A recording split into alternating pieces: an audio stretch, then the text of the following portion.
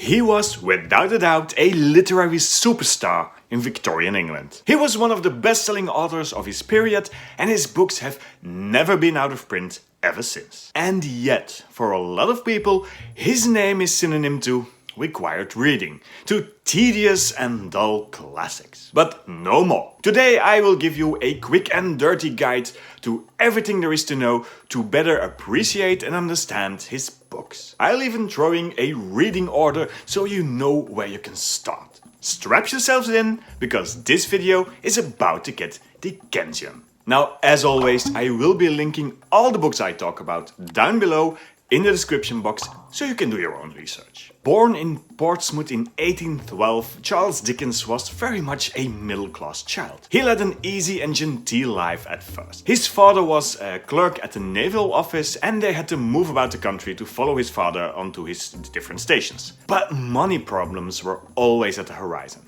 In fact, when he was 10, Charles Dickens, as a young boy, was no longer allowed to go to school simply because his parents could no longer afford his tuition fees. Instead, he was sent off to work in a factory in London. Now, this blacking factory, which is a factory that makes a polish for metal objects such as stoves, was an absolute nightmare for the young Charles Dickens. Not only did he have to suffer the appalling work conditions of these factories and the incredible speed and repetitiveness of his daytime labor, but he was still a middle-class child. He found his compatriots to be absolutely brutal. He was an easy target for bullying. But things got even worse for Charles Dickens. A few years later, the whole of his family was incarcerated because of these debts, and he had to fend for himself, which he managed to do with success. He is very much a self-made man. He job-hopped through many careers. From being a journalist to an editor, he even was a stage magician at one point. Now, as a journalist, writing was already his profession, and Dickens was asked by many newspapers and magazines to write short stories. Now, magazines and broadsheet newspapers were the rage of the day. They printed and sold at an immense pace, and they needed content to fill their pages with. Especially short stories or longer stories in episodes were extremely popular. Think about what happened to the subscribers of the Strand magazine when Sir Arthur Conan Doyle decided to kill off Holmes. A good story could make or break a newspaper. Now, while Dickens might not have seen himself as a writer as such, he did recognize that this was the opportunity to get his big ambition out there. Because Dickens had a mission. Dickens wanted to improve the world. He still remembered his days in the factory and his days in poverty, and he wanted to do something about it. Now, the thing is, he wasn't the only one who tried such a thing. Authors like Trollope, for example, had written already on social issues, without much success. So Dickens knew that if he wanted to get his message across to as many people as he could, then he needed to do something different. Enter my 4 Dickensian laws. 4 rules, 4 insights to help you understand what Dickens was doing, because he had the mind of a marketeer. We talked about the first law already. My first Dickensian law is write with a message. Dickens wanted to improve social conditions in Victorian England, and he wanted to make it a talking point. Because let's be honest, the middle and upper classes didn't really know what was going on. They led their often easy lives without seeing the suffering of the working class. So Dickens wanted to inform and educate his readers. And to do so,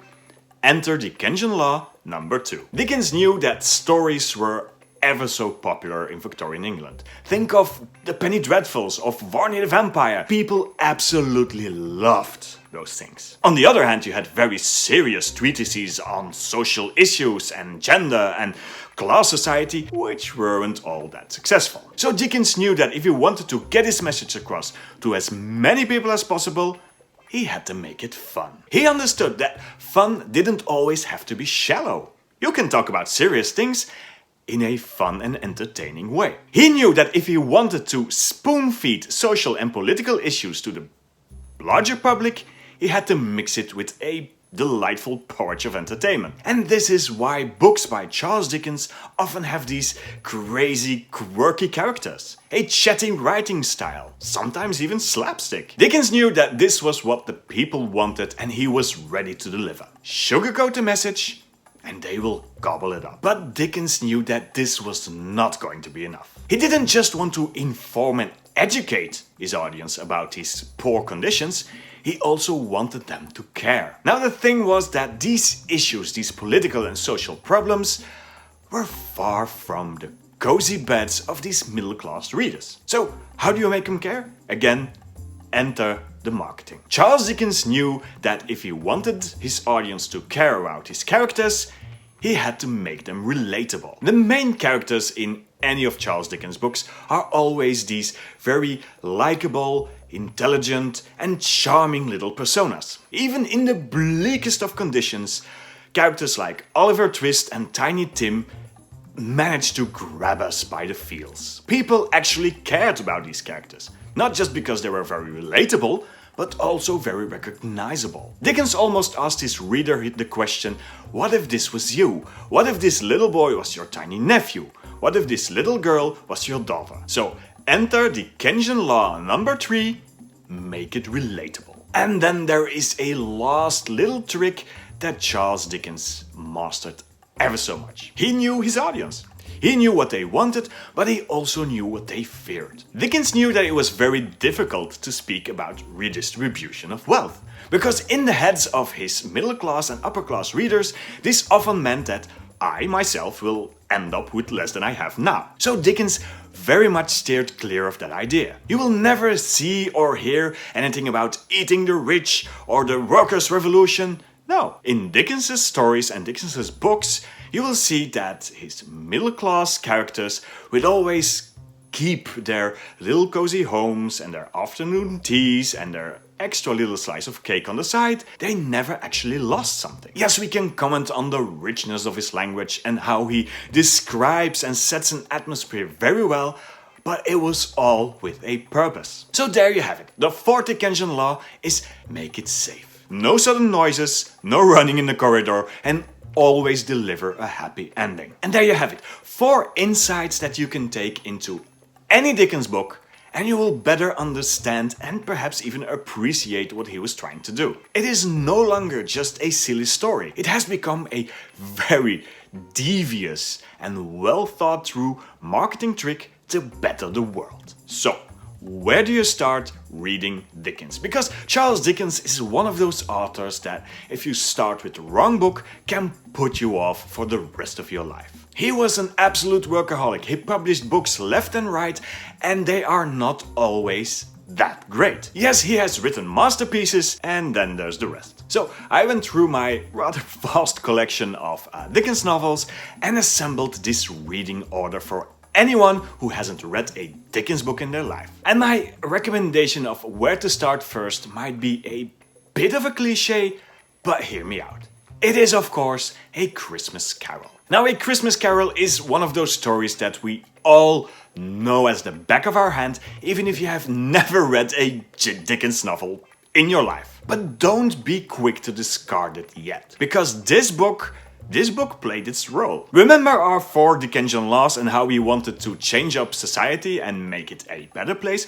Well, in a sense, this book has done so. This book was instrumental in bringing modern Christmas into Victorian times, including getting some time off work to celebrate with your family. This book brought Christmas into a modernized urban society. And with it, Dickens managed to combine celebrating and feasting and excess with social reconciliation and thinking about those who have it worse than you. Now, besides the political and social layer, it is just an ever so fun story to read. It is a novella, so it's a short and easy read, and it has this really magical Christmassy atmosphere. Yes, it is a bit over the top, the characters are a bit archetypical and possibly cliche, but that's the charm of it. This story highlights Dickens as the master of description, as a master of setting the scene. So an absolute excellent gateway into the world that is Charles Dickens is and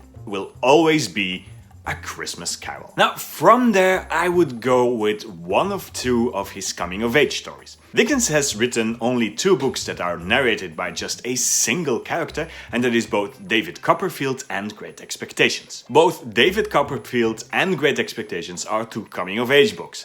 Books about what it is to grow up, to go through childhood with all of its hopes and regrets. Now, you can go either way.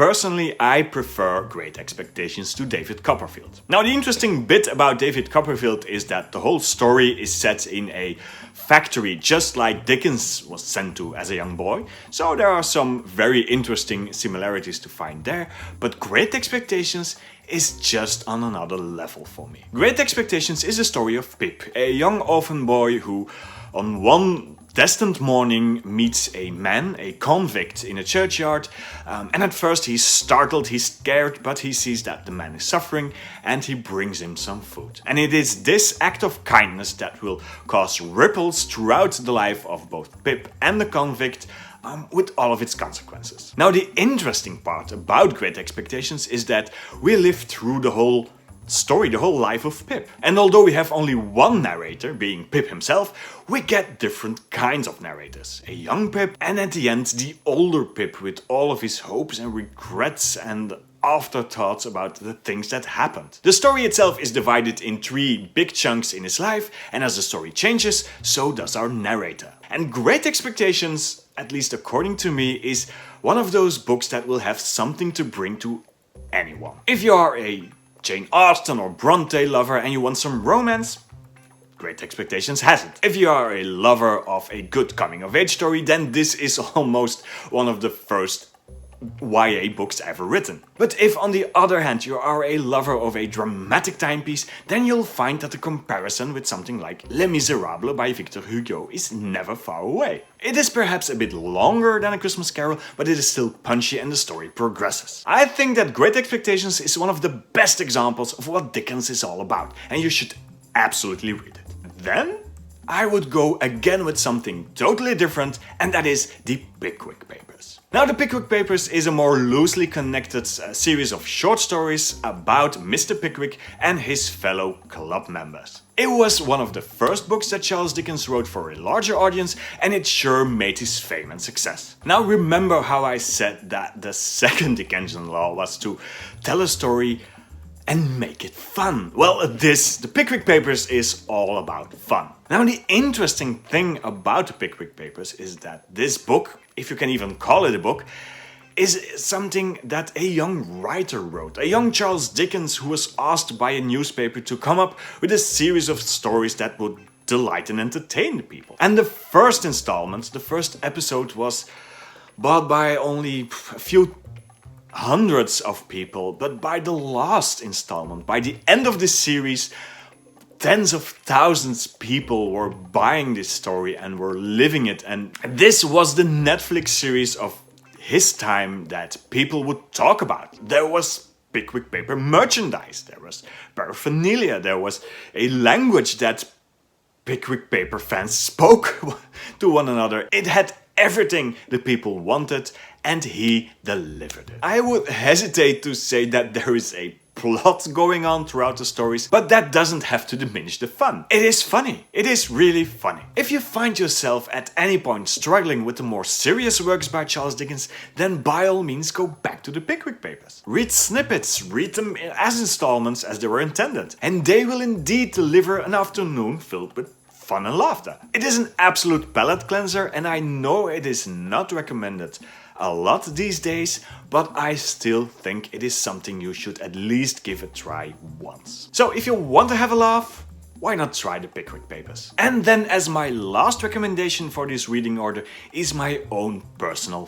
favorite. And even if you have not read this book, you know its opening line. It was the best of times, it was the worst of times. I'm talking about A Tale of Two Cities. Now, A Tale of Two Cities is a very different Dickens book. It is probably his most political book, and it is probably his most serious book. Far gone is the quirky Mr. Pickwick or the adorable Tiny Tim. This is actually two stories. It is a story about the French Revolution and how it has gone wrong. From a beautiful idea of freedom and equality to public hangings, the guillotine, and heads rolling into baskets while knitting women look on. It is a dream gone wrong. Now, the second story is the story of a family that gets caught up in the whole of this social madness and the whole of society collapsing in on itself. Now, the fun thing with A Tale of Two Cities is that when I first read it, and I think it was required reading, and I was about 15, 16, I hated this book. I think even though I had to, I did not even finish it. And that is a shame because the ending of this book is chef's kiss. It is one of those literary moments that will always stay with you and get a permanent place somewhere in your memory. When I later picked this book up again and I read it all the way through, it became one of my absolute favorites of all time. It is emotion, it is drama, it is an absolute tearjerker, and I love it ever so much. So if you whetted your appetite for Charles Dickens with the first 3 books that I recommended, and you're still hungry for more, then now is the time to go for the serious business. A Tale of Two Cities is an absolute classic that everyone should read, and I am willing to die on this hill. Come at me in the comments. And of course, from there on, there is still so much to read. There's David Copperfield, there's Oliver Twist, Bleak House, you name it, Dickens has it. Keep those 4 Dickensian laws I talked about in the back of your head and you'll be just fine. Don't be intimidated, because in the end, Dickens wrote popular stories. He wrote episodes in magazines and newspapers for the large audience to enjoy. And so should you. And now, I want to hear from you. Have you read anything by Dickens? And if so, what is your favorite book? And perhaps do you have another author that I should give the same treatment like I just did in this video? Let me know down below in the comments and we'll talk classics some more. And if you don't know what to comment but you want to support the video anyway, why not comment a Christmas tree? Because a Christmas carol. That's it for me for this week. Thank you for watching. Do give a like, do subscribe, and if you need some more bookish recommendations, you can always go here.